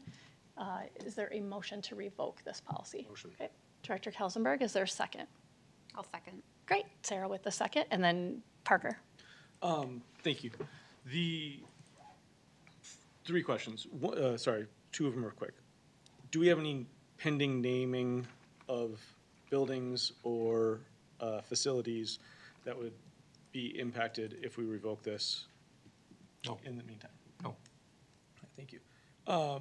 Second, I do have some concern about not having a policy on this. I think that that does open us up for some risk. I mean, I think you highlighted a perfect risk example. If we go to name something, maybe we should have a policy that says we should probably talk to the people first before we name. I don't making that up, but, and not saying we didn't talk to them first, but. Yeah, no, I think there's some procedures you want in place, and typically it's, and they talk some of it here, but what have they done, or why this particular name, and,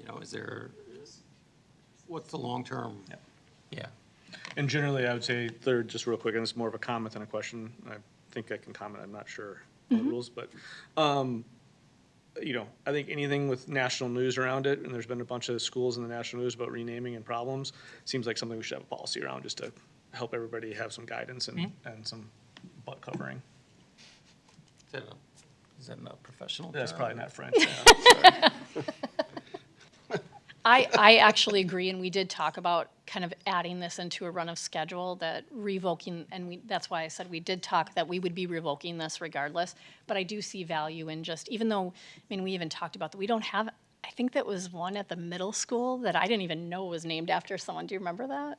It was like after, Mark, what was the middle school, is it Stillwater Middle that is named after? There's a gym or something. Or a gym? Field. Yeah, that's like the only one, and I never even knew it, so, yeah, so anyway, so I think that we can put that on a run of schedule. I think that the committee, when we met, we thought there'd be some value in looking at that. So, agreed. Thank you. Okay, we have a motion and a second. Any other questions on revocation? Okay, all those in favor of revoking policy 811, raise your hand and say aye. Aye. Great, revocation passes. Okay, we have a closed session tonight. And I have the wording somewhere. There it is. Okay, our next item is a closed session.